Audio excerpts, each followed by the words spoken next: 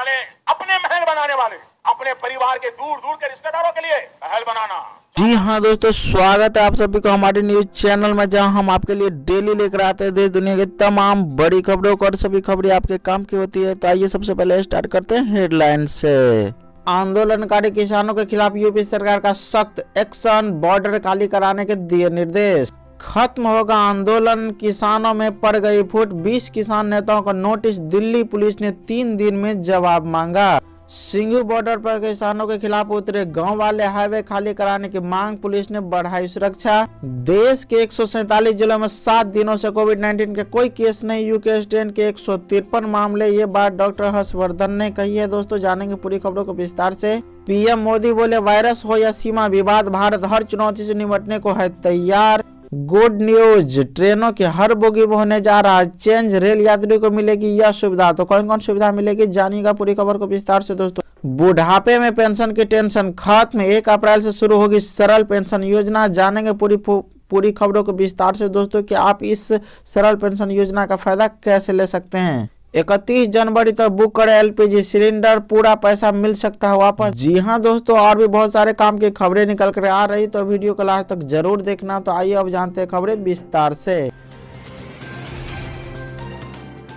आंदोलनकारी किसानों के खिलाफ यूपी सरकार का सख्त एक्शन, बॉर्डर खाली कराने के दिए निर्देश। यहाँ दोस्तों आपको बताएं, गणतंत्र दिवस के मौके पर देश की राजधानी में किसानों द्वारा की गई हिंसा के बाद केंद्र सरकार ने सख्ती शुरू कर दी है। गुरुवार की सुबह से दिल्ली के सभी बॉर्डर पर हलचल तेज हो गई है, भारी संख्या में पुलिस बल तैनात कर दिए गए। अब सूत्रों के हवाले से खबर आ रही है कि किसानों के खिलाफ उत्तर प्रदेश सरकार ने बड़ा एक्शन लेने का फैसला किया है। सूत्रों का कहना है कि उत्तर प्रदेश की योगी सरकार एनसीआर समेत अलग अलग जिलों में चल रहे किसानों के धरने को खत्म करेगी। साथ ही योगी सरकार ने धरना प्रदर्शन कर रहे किसानों को जिलों के बॉर्डर से हटाया जाएगा, न मानने वालों के खिलाफ भी कार्रवाई होगी। इसे लेकर सभी जिलाधिकारियों और पुलिस कप्तानों को सख्त निर्देश जारी कर दिया गया है। गृह विभाग की तरफ से सभी अधिकारियों को इसके निर्देश दे दिए गए हैं। आगे आपको बताएं दोस्तों, 26 जनवरी को देश की राजधानी में जो हुआ उससे देश भर में गुस्सा है।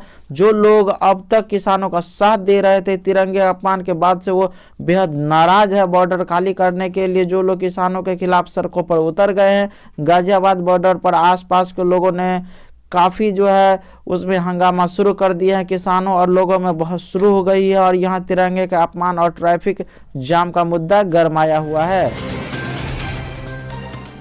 खत्म होगा आंदोलन, किसानों में पड़ गई फूट, 20 किसान नेताओं को नोटिस, दिल्ली पुलिस ने 3 दिन में मांगा जवाब। जी हाँ दोस्तों, आपको बताएं, गणतंत्र दिवस के अवसर पर राष्ट्रीय राजधानी दिल्ली में किसानों द्वारा की गई हिंसा के बाद किसानों में फूट नजर आने लगी है। 2 किसान संगठनों ने खुद को इस आंदोलन से अलग करने का फैसला कर लिया। अखिल भारतीय किसान संघर्ष समन्वय समिति और राष्ट्रीय किसान मजदूर संगठन के राष्ट्रीय अध्यक्ष बीएम सिंह ने इस संबंध में कहा कि उनका संगठन इस आंदोलन को खुद को अलग कर रहा है। यही नहीं, भारतीय किसान यूनियन ने भी अपना आंदोलन खत्म करने की घोषणा कर दिए हैं।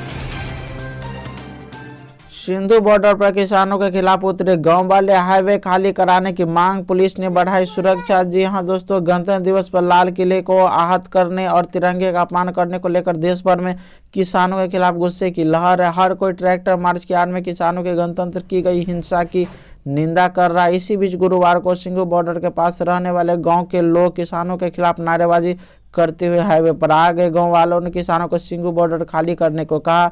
साथ ही गांव वाले ने कहा कि हमारे लिए सबसे पहले देश और तिरंगे का सम्मान है और इसका अपमान बर्दाश्त नहीं होगा। भारी संख्या में लोगों को सिंघू बॉर्डर आने को लेकर दिल्ली पुलिस ने हाईवे पर सुरक्षा बढ़ा दी। गाँव वालों के साथ हिंदू सेना संगठन के लोग भी सिंघू बॉर्डर पर पहुँच गए।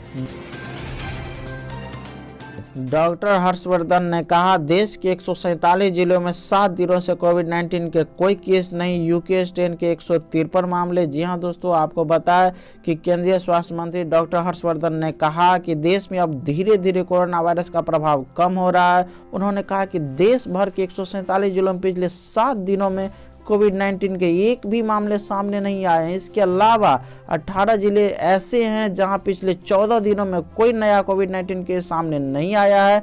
गुरुवार को केंद्रीय मंत्री ने बताया कि 6 जिलों के पिछले 21 दिनों से कोई नया मामला सामने नहीं आया है। साथ ही हर्षवर्धन ने कहा कि 21 जिलों में पिछले करीब 1 महीने से कोई भी संक्रमण का नया मामला सामने नहीं आया। उन्होंने बताया कि कोरोना वायरस संक्रमण के 70% मामले महाराष्ट्र और केरल से ही है। साथ ही उन्होंने कहा कि यूके स्ट्रेन के कुल मामलों की संख्या देश में 153 है।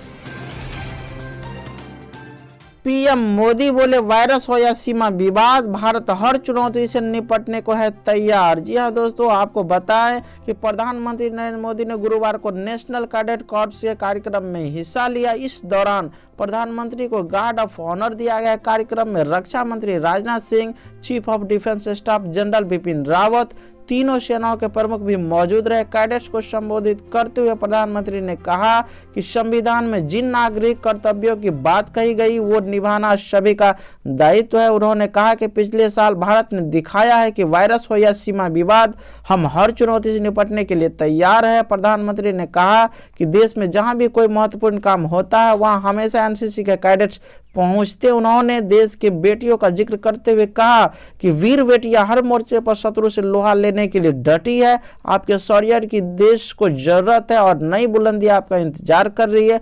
मैं आप में भविष्य के अधिकारी देख रहा हूं। गुड न्यूज, जी हाँ दोस्तों, ट्रेनों के हर बोगी में होने जा रहा है चेंज। रेल यात्रियों को मिलेगी यह सुविधा। आपको बताएं कि रेल यात्रियों के लिए अच्छी खबर है।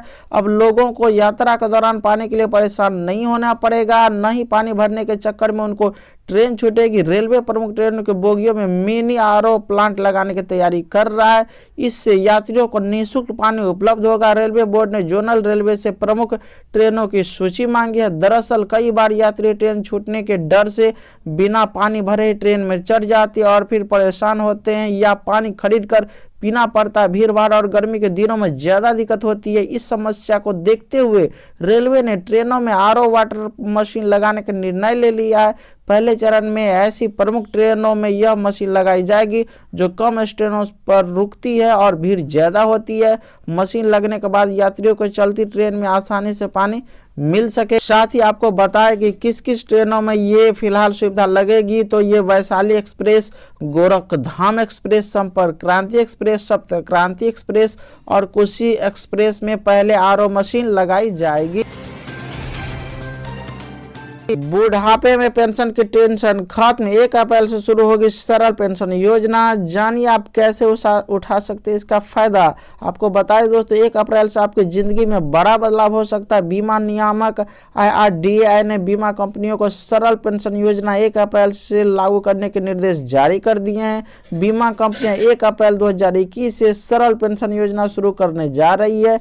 बीमा विनियामक और विकास प्राधिकरण ने जीवन बीमा कंपनियों को इसके लिए निर्देश जारी कर दिए हैं। सरल पेंशन प्लान के तहत बीमाकर्ता के नाम से सिर्फ 2 वार्षिक विकल्प रहेगा। IRDAI के दिशा निर्देशों के मुताबिक सरल पेंशन योजना में न्यूनतम वार्षिक राशि 1,000 रुपये प्रति महीने, 3,000 रुपये प्रति तिमाही, 6,000 रुपये प्रति छमाही या फिर 12,000 रुपये सालाना होगी।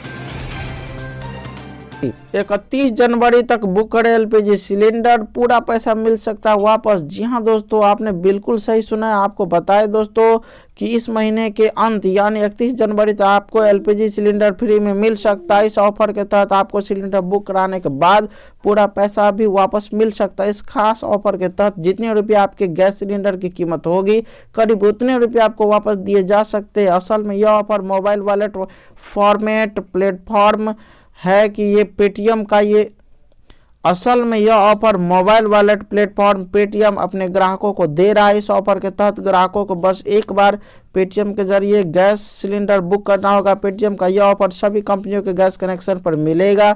इस ऑफर का फायदा सिर्फ उन लोगों को दिया जाएगा जो लोग पहली बार पेटीएम से गैस सिलेंडर बुक करेंगे।